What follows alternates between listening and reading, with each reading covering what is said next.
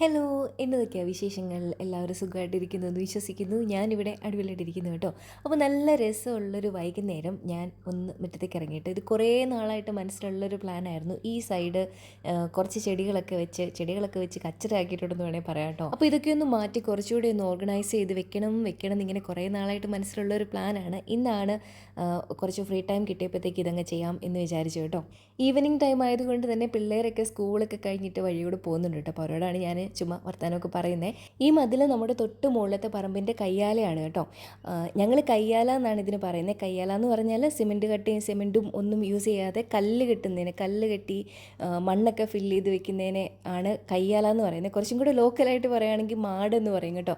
മാടെന്ന് പറഞ്ഞാൽ പശുവും ആടും ആ മാടല്ല. ശരിക്കും ഞങ്ങളുടെ സ്ലാങ്ങിൽ പറയുകയാണെങ്കിൽ തേൻ്റെ ആ മാട്ടയിൽ ഒരു തേങ്ങ ഇരിപ്പുണ്ട്, നിങ്ങൾ എടുത്തുകൊണ്ട് വരാമോ എന്ന് ചോദിക്കും കേട്ടോ. കൊച്ചു മാട്ടയിൽ നിന്നൊന്ന് വീണെന്നേ എന്നൊക്കെ പറയും കേട്ടോ. കാര്യം മനസ്സിലായി കാണുമല്ലോ. അപ്പോൾ ഈ കയ്യാല എന്ന് പറയുമ്പോഴത്തേക്കും ഈ മണ്ണ് ഫില്ല് ചെയ്തിട്ടുള്ള ഭാഗങ്ങളിലൊക്കെ ഒരുപാട് ഹോൾസ് ഉണ്ടാവുമല്ലോ കല്ലിനടയ്ക്കൂടെയൊക്കെ. അവിടെയൊക്കെ എഴജന്തുക്കളും പാമ്പ് കാര്യങ്ങളൊക്കെ കയറിയിരിക്കാനുള്ള ചാൻസ് ഉണ്ടാവും. അപ്പോൾ അതൊന്ന് നമ്മുടെ സേഫ്റ്റിക്ക് വേണ്ടിയിട്ട് നമ്മൾ വീട് പണിതപ്പോൾ തന്നെ ഇത് നന്നായിട്ടൊന്ന് സിമെൻറ്റ് വെച്ച് തേച്ച് ഒരു ഡിസൈനൊക്കെ കൊടുത്ത് നല്ല പെയിൻ്റൊക്കെ അടിച്ച് ഇത് ഈ അരമതിലൊക്കെ കെട്ടി ചെടിയൊക്കെ വെക്കാനായിട്ടുള്ളൊരു സൗകര്യമൊക്കെ ഉണ്ടാക്കിയതായിരുന്നു കേട്ടോ. ഇതിങ്ങനെ മഴ കൂടുതലായി കഴിഞ്ഞപ്പോഴത്തേക്കും ഫുള്ള് പായൽ പിടിച്ച് ഒന്ന് വൃത്തിയാക്കാനൊക്കെ ഉണ്ട്.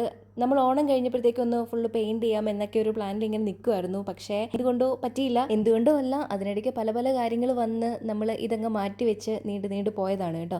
എന്തായാലും ഈ സൈഡ് മാത്രമല്ല, മതിൽ നന്നായിട്ട് പായലൊക്കെ പിടിച്ചൊന്ന് വൃത്തിയാക്കാറൊക്കെ ആയിട്ടുണ്ട്.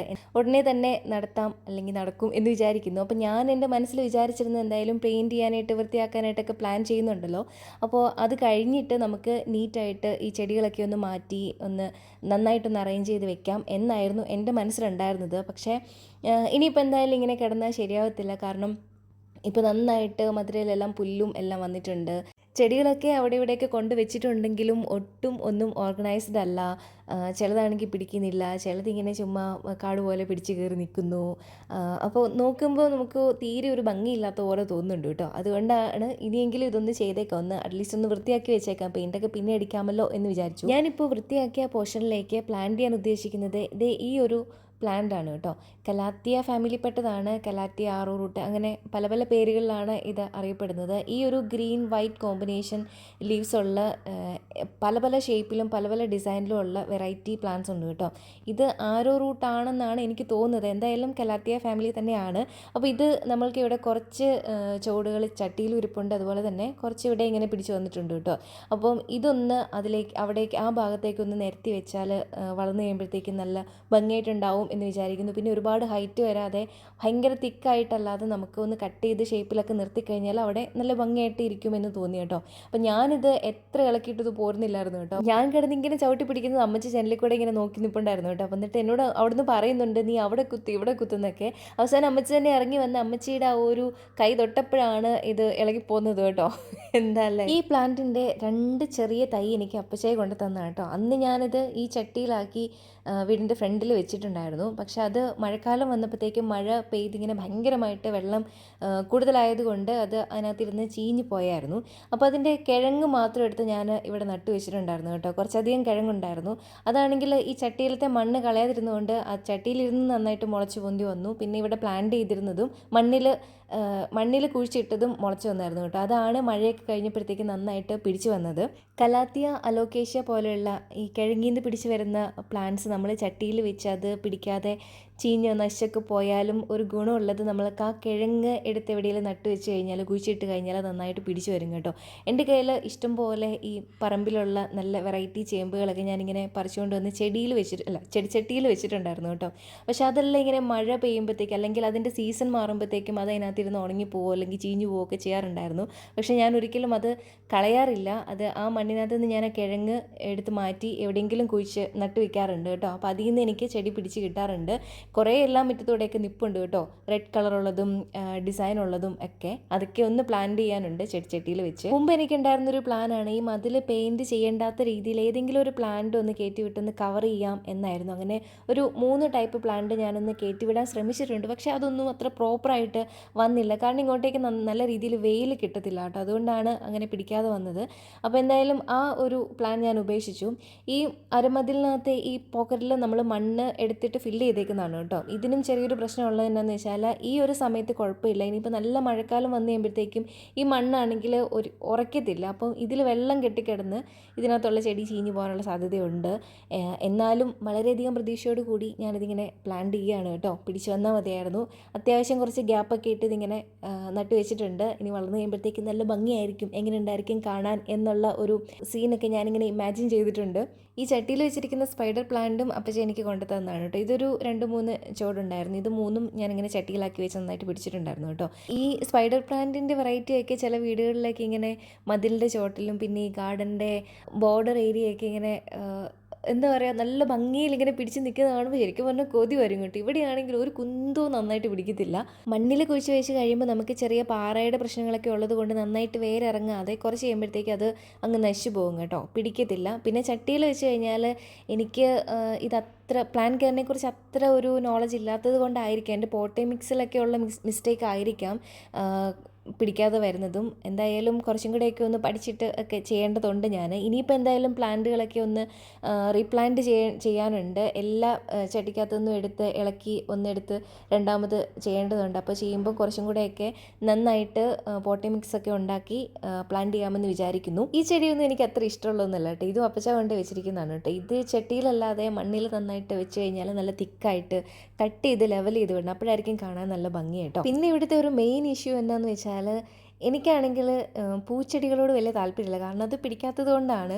അപ്പച്ചയ്ക്കും അമ്മച്ചിക്കും പൂ ഉണ്ടാകുന്ന ചെടികളോട് ഭയങ്കര ഇഷ്ടമാണ് കേട്ടോ. അതെല്ലാം ഇങ്ങനെ കിട്ടുന്നത് പോലെ വീടിൻ്റെ ആ മൂലയ്ക്കും ഈ മൂലയ്ക്കും അവിടെ ഇവിടെ എല്ലാം കൊണ്ട് ഒട്ടും ഓർഗനൈസ് ചെയ്യാതെ ഇങ്ങനെ കൊണ്ടുവയ്ക്കും കേട്ടോ. എന്നിട്ട് അത് അവിടെ ഇങ്ങനെ കാട് പിടിച്ച് ഇങ്ങനെ വന്ന് നിൽക്കും. അതിൻ്റെ അടിയിൽ കൂടെ എല്ലാം പുല്ലും പള്ളയെല്ലാം പിടിച്ച് ഇങ്ങനെ കിടക്കും, ഒട്ടും മെയിൻ്റെനൻസ് ഇല്ലാത്ത പോലെ.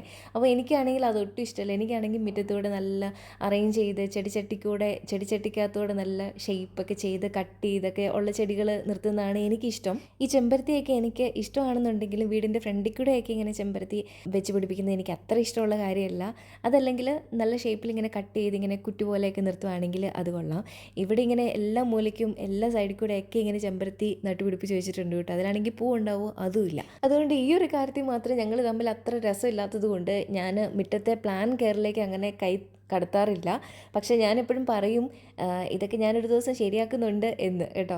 അങ്ങനെ വൈകുന്നേരം ആയപ്പോഴത്തേക്ക് അപ്പച്ച വന്നു കേട്ടോ. അപ്പച്ചയുടെ ചെറിയൊരു ഇൻസ്പെക്ഷനാണ്. അപ്പച്ച ചില സജഷൻസ് ഒക്കെ പറയുന്നുണ്ട് കേട്ടോ. ഇതിനകത്ത് കുറച്ചുകൂടെ മണ്ണ് വാരിയിടാൻ മേലായിരുന്നു. അപ്പോൾ ഞാൻ പറയുമായിരുന്നു ഇത് പിടിച്ചു വരുവാണെന്നുണ്ടെങ്കിൽ നമുക്ക് ഇതിനകത്ത് പെബിൾസ് ഫില്ല് ചെയ്യാം, അപ്പോൾ നല്ല ഭംഗിയായിരിക്കും കാണാൻ. അപ്പോൾ അത് ഓക്കെയൊക്കെ പറഞ്ഞിട്ടുണ്ട്. ഞാൻ ചെയ്യുന്നതൊക്കെ രണ്ടുപേർക്കും ഭയങ്കര ഇഷ്ടമാണ് കേട്ടോ. നല്ല നല്ല അഭിപ്രായങ്ങളൊക്കെ പറയാറുണ്ട്. പിന്നെ ഞാൻ ചെയ്യാതിരിക്കുന്നതാണ് ഒരു പ്രശ്നം.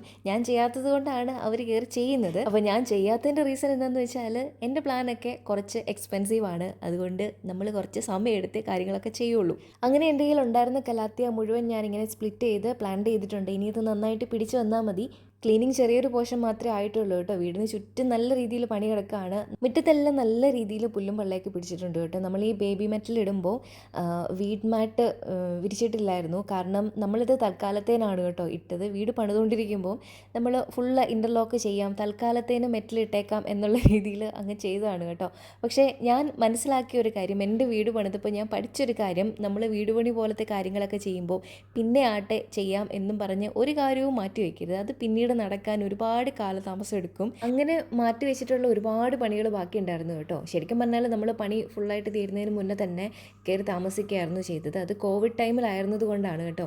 അങ്ങനെ വീട് പണി ഒരു തരത്തിൽ ഇങ്ങനെ തീർന്നു വന്നപ്പോഴത്തേക്കും എൻ്റെ കല്യാണം വന്നു, പിന്നെ അനിയത്തി കൊച്ചിൻ്റെ പഠിത്തം വന്നു. അങ്ങനെ ചെയിൻ പോലെ കാര്യങ്ങൾ ഇങ്ങനെ വന്നുകൊണ്ടിരിക്കുകയായിരുന്നു കേട്ടോ. അതുകൊണ്ട് ബാക്കിയുള്ള കാര്യങ്ങളെല്ലാം ഇങ്ങനെ പെൻഡിങ്ങിൽ ഇങ്ങനെ വെച്ചേക്കുന്നു. ഈ വള്ളിമുല്ല ഉണ്ടല്ലോ, നമ്മുടെ വീട്ടിൽ പഴയ വീട്ടിൽ ഞാനൊക്കെ ഉണ്ടാവുന്ന സമയം തൊട്ടേ ഞാൻ കണ്ടിട്ടുള്ളതാണ് കേട്ടോ. ഇതിങ്ങനെ ഭ്രാന്ത് പിടിച്ച പോലെ പൂക്കുമായിരുന്നു. അവിടെയായിരുന്ന സമയത്ത് ഇത് നമ്മുടെ വീടിൻ്റെ ഒരു മൂലയ്ക്ക് ഇങ്ങനെ നട്ട് പിടിപ്പിച്ചിട്ടുണ്ടായിരുന്നു. അതിങ്ങനെ താഴേക്കാണ് വളർന്ന് പന്തലിച്ച് കിടന്നിരുന്നത്. മുല്ല പൂക്കുന്ന സമയത്താണെങ്കിൽ കൊട്ടക്കണക്കിന് പൂ കിട്ടുമായിരുന്നു കേട്ടോ. എൻ്റെ ദേഹത്ത് പൊടിയെല്ലാം തട്ടിയിട്ട് എനിക്ക് ചൊറിയുന്നുണ്ടായിരുന്നു കേട്ടോ. ഇനിയിപ്പോൾ നേരെ പോയി കുളിക്കണം. അപ്പോൾ ചെറിയൊരു ക്ലീനിങ് പരിപാടിയും പ്ലാന്റിങ്ങും എല്ലാം കഴിഞ്ഞ് അപ്പോൾ അമ്മച്ചി ഇടയ്ക്കാണെങ്കിൽ ചായ കൊണ്ട് വെച്ചിട്ടുണ്ടായിരുന്നു കേട്ടോ. ചൂടൊക്കെ ആറി. നമ്മുടെ കൂടെ ഒരാളും കൂടെ ഉണ്ടായിരുന്നല്ലോ പ്ലാന്റിങ്ങിനും ക്ലീനിങ്ങിനും ഒക്കെ ആയിട്ട്. അവൻ്റെ പണിയാണ് മുറ്റത്ത് കിടന്ന് ഉണങ്ങിയ ഇലയെല്ലാം കൊണ്ടുവന്ന് വാതിക്കെ കൊണ്ട് പിച്ചി പറിച്ചിട്ടിട്ടുണ്ട്. അവൻ്റെ കിറിയലെല്ലാം എല്ലാം പുല്ലും പള്ളയാന്ന് പറഞ്ഞ അമ്മച്ചി അതിനെ കുറച്ച് മുമ്പ് ചീത്ത പറയുന്നുണ്ടായിരുന്നു കേട്ടോ. പിന്നെ ഞാനൊരു കാര്യം പറയട്ടെ, നമുക്ക് ഹോളിഡേയ്സ് അല്ലേ വരുന്നത്, അതുകൊണ്ട് നമ്മുടെ ചാനലിൽ ഡെയിലി വീഡിയോസൊക്കെ അപ്ലോഡ് ചെയ്യാം എന്ന് വിചാരിക്കുന്നു. നിങ്ങളുടെ സപ്പോർട്ടും കൂടെ വേണം എനിക്ക്, കാരണം ക്രിസ്മസിനോടനുബന്ധിച്ച് നമ്മൾ സ്പെഷ്യലായിട്ട് കുറച്ച് കാര്യങ്ങളൊക്കെ നമ്മുടെ വീട്ടിൽ ചെയ്യും. അപ്പോൾ അതൊക്കെ ആഡ് ചെയ്തുകൊണ്ട് ഡെയിലി ചെറിയ ചെറിയ വ്ളോഗുകളായിരിക്കും അപ്ലോഡ് ചെയ്യാമെന്ന് വിചാരിക്കുന്നു. നിങ്ങളുടെ സപ്പോർട്ട് ഞാൻ പ്രതീക്ഷിക്കുന്നുണ്ട്. പിന്നെ സജഷൻസ് തരാം കേട്ടോ. ദയവ് ചെയ്ത് ക്ലീനിങ് വ്ളോഗ് ചെയ്യുമോ എന്ന് ചോദിക്കരുത്, ക്ലീനിങ് എന്തായാലും ഉണ്ടാകും. പിന്നെ നമ്മുടെ ചാനൽ ക്ലീനിങ് വ്ളോഗ്സിന് വേണ്ടി മാത്രമുള്ളതല്ല, എൻ്റെ ലൈഫ് സ്റ്റൈലാണ് ഞാൻ നിങ്ങളുമായിട്ട് ഷെയർ ചെയ്യാൻ ഉദ്ദേശിക്കുന്നത്. ഇന്നത്തിന് ഇത്രയേ ഉള്ളൂ. വേറെ വീഡിയോ ആയിട്ട് വീണ്ടും കാണാം. ബൈ.